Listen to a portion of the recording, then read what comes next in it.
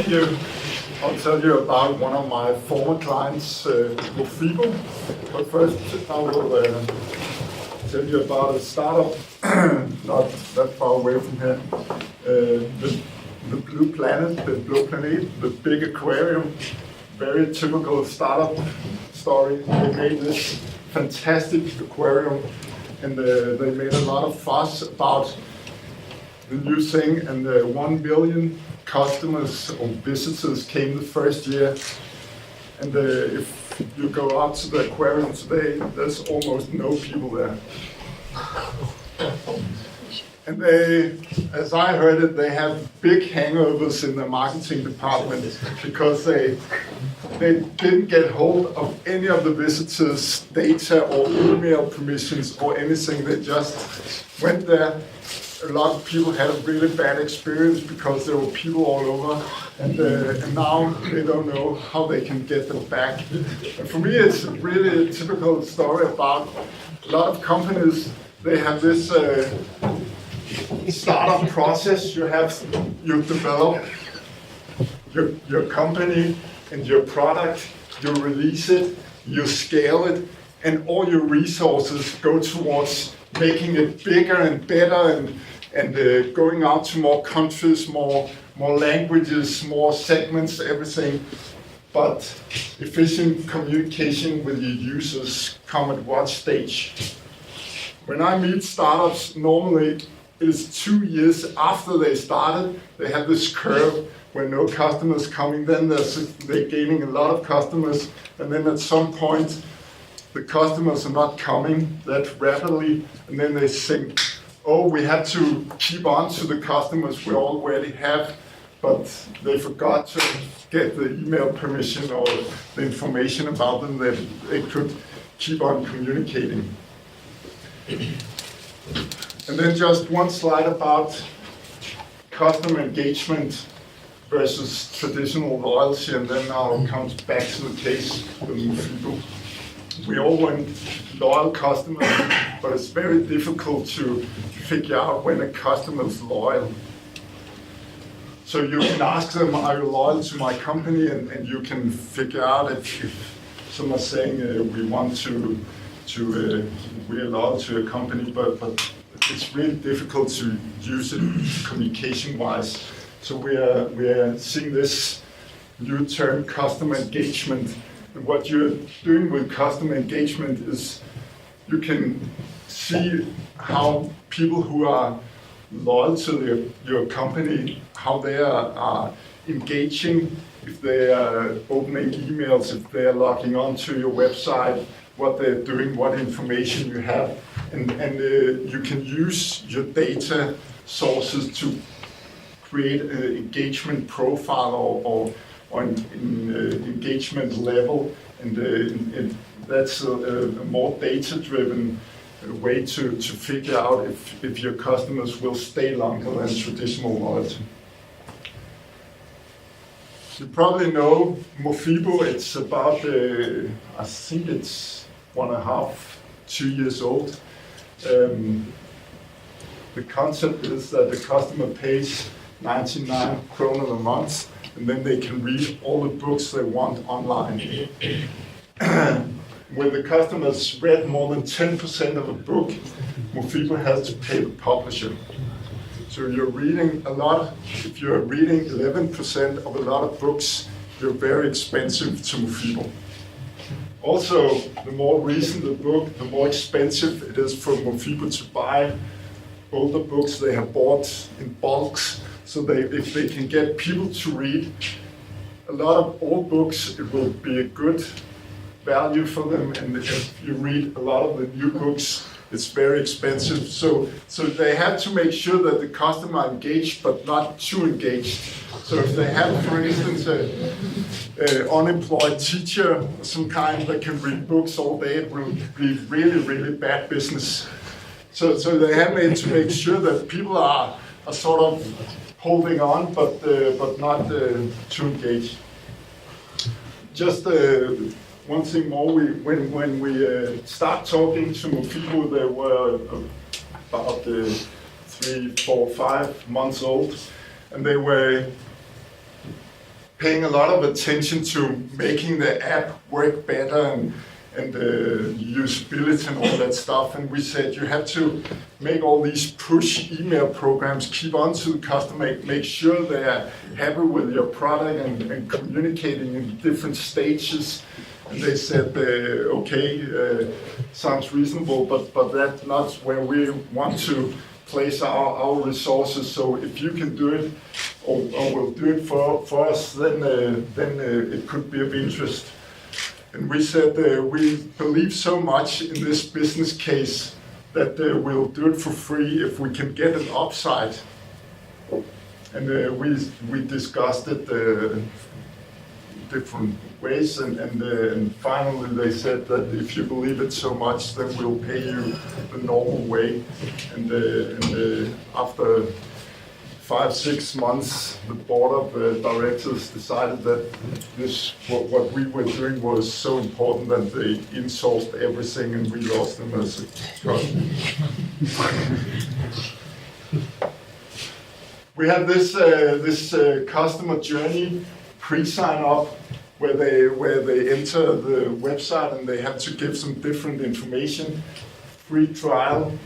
The first 14 days they don't have to pay, and we had to in the first 14 days make sure that they'll use the product so they actually give us some money, and then we had to make them use the product and figure out if they are stopping using the product, and because it's online reading and they have this app, we can track, or Mofibo can track everything. How fast are you reading a page? When are you reading? When are you stopping? Which sites? All this, and of course we can predict when people are dropping out. Then, if they sign off, don't want to pay anymore, the app is still active. Then we try to reactivate them. We can save them and we can win them back. And what we have made is this, where the first thing is they create a profile, and the very first thing we're doing is we're getting their email permission. And then they're going to the next page, and of course some people don't go to the next page, and then we had to send them an email saying, okay, you started, but you forgot to give us your credit card information. Please go back, give us your credit card information. And for every stage where they can drop out, we have a push email saying, please come back and finish what you started. And then of course when they have proof, we have their credit card information, all the information, then we have to say, first of all, welcome. And a lot of people forget, a lot of businesses are forgetting that when you have a new customer, you have to tell them you made a really, really clever decision becoming a customer at my company. So you have to learn about the new company and all the features and making sure that people will say, yes, I want to do this, and it's a good decision. And then when you have Mofibo, first of all, you should download the app, you should get a book, you should start reading a book, you should continue reading a book. When you have read the book, you should share the book, you should review the book, and then you should say that you like the book or whatever. And at every stage, we are sort of getting people to the next phase, making sure that they'll come through all these, because if they don't, then there's very little propensity that they'll pay after the first 14 days.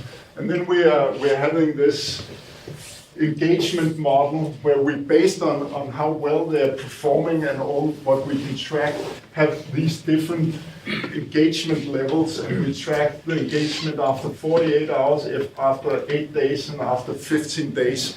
And based on which level they have, they get different information. And first of all, we by having these different emails, we increased the conversion 10%. And then after, when they're semi-active again, we have this segmented flows after 25 days, 35 and 50 days, and all the time we're making sure that they're doing the right stuff, and we can increase the engagement level. When they're active pre-churning, try to get them to read a book, anti-churn after sign-off, and 3 days before inactivation, we have these different mails. So we have all these different triggers, holding on to the customer and making sure that they're not leaving us, and if they're not using the product, making sure that they'll get back. Saved period afterwards, 10 days before inactivation, and then when they're saved and then win back, we're trying to after they are out of the company, we're still holding on to them. One of my friends who worked at the Berlingske, he said that they had the sort of idea at Berlingske that when you give your permission to Berlingske, you will become a lifetime customer. You're not paying all the time, but they consider you a customer anyway. So the idea of just holding on to your permission and communicate all the time, instead of saying, okay, we lost them and now they're out, and then we have to get them back again. Also the customers who are not entering your company and not paying, make sure that you have them in the loop, because if you have the permission, you can communicate again and again. And this is just the different segments. In the beginning, persons with no logon history, logon but no reading, started reading but still not truly engaged. Good start. We want to confirm the Mofibo concept, high engagement, promotion, recommendations, and then we have different emails with different content depending on the different levels on engagement. And these different mails are merged. So also we have another recommendation engine that can say which cheap books are most likely to read from page 1 to the end. Because we can also see that if we have one of the expensive books and people are only reading part of it and then stopping, then we shouldn't promote it to other people, of course. In the first 5 weeks, we have a total of 9,000 in the first 5 weeks we tested and then we converted. And the control group, people who weren't, every 10th customer we didn't put through this, we just gave them the app, and then they could figure out themselves. So the conversion in the control group was 40%, and in this group where we could target the emails and work with the engagement. And as you can see here, it was week 30 to 34 last year. You can see the high engagement segment is increasing, and the people who are less engaged are declining.